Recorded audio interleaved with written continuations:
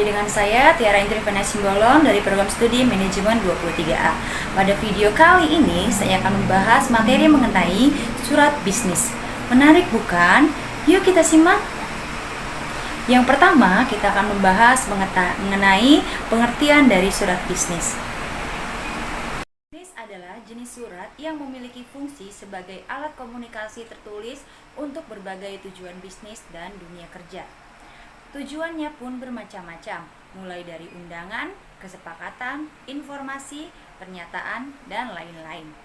Nah, biasanya surat ini dibuat oleh perusahaan dan dikirimkan oleh perusahaan lain, investor ataupun klien, dan pemangku kepentingan. Selain itu, surat bisnis juga dapat digunakan oleh sesama individu untuk korespondensi dan memperlihatkan profesionalitas dalam dunia bisnis ataupun dunia kerja sesuai kebutuhan masing-masing. Manfaat yang diberikan dari surat ini adalah mampu mempercepat hubungan dengan perusahaan lain atau bahkan pemangku kepentingan seperti investor atau klien.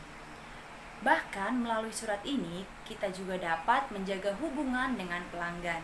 Meskipun terkadang surat bisnis dapat dibuat melalui email, tidak jarang masih ada perusahaan yang membuatnya di atas secari kertas untuk hal yang sangat penting.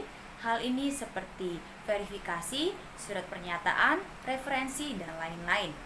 Tak jarang juga surat ini dapat digunakan saat melamar pekerjaan ataupun meminta referensi kerja kepada pihak yang bersangkutan.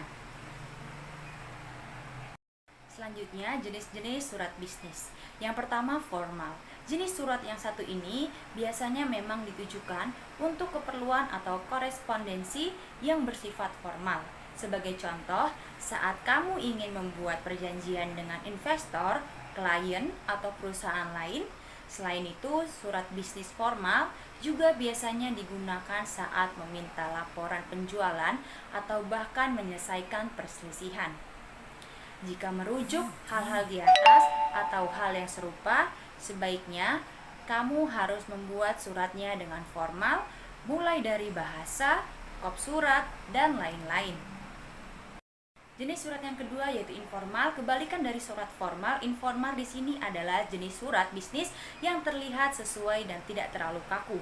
Biasanya jenis surat ini dapat digunakan untuk meminta referensi kerja, penilaian karyawan, ucapan terima kasih, dan lain-lain.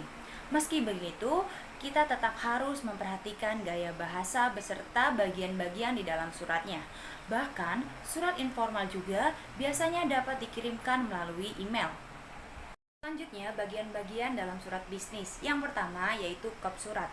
Kop surat wajib dimasukkan di dalam bagian surat bisnis. Tujuannya untuk mengidentifikasi siapa pengirim surat tersebut. Seperti yang kita ketahui, setiap perusahaan memiliki kop surat yang berbeda-beda. Meski demikian, informasinya tertuang di dalamnya tidak jauh berbeda, seperti nama perusahaan, alamat email, logo bisnis, nomor kontak, nomor kantor pos, dan lain-lain. Yang kedua yaitu tanggal. Jangan lupa memasukkan tanggal kamu menuliskan surat tersebut. Biasanya tanggal diletakkan di bawah judul, tepatnya di pojok kanan atas surat. Yang ketiga, informasi penerima. Penting untuk mencantumkan informasi penerima dalam surat bisnis. Pasalnya, jika tidak ada informasi sama sekali, otomatis surat tersebut tidak akan terkirim. Nah, apa saja yang kira-kira informasi harus dicantumkan? Setidaknya harus ada nama penerima, jabatan perusahaan, dan alamat perusahaan yang akan dituju. Yang keempat, salam. Ucapan salam pada dasarnya dapat dijadikan sebagai pembuka surat. Kamu bisa menggunakan salam sapaan seperti Dear Mr. atau Miss nama penerima atau menggunakan sapaan lainnya. Yang kelima, body atau isi surat. Dalam surat bisnis, kamu bisa membuat paragraf dengan membaginya menjadi 3 bagian, yaitu paragraf pembuka, isi, dan paragraf penutup. Paragraf pembuka bisa kamu mulai dengan menjelaskan mengenai alasan kamu mengirim surat tersebut. Lalu pada bagian isi, jelaskan informasi penunjang, misalnya tempat undangan, tanggal, jam, dan lain-lain. Kemudian di paragraf terakhir adalah bagian penutup, kamu bisa memberikan kata-kata untuk menunggu pihak dari penerima dan mengucapkan terima kasih.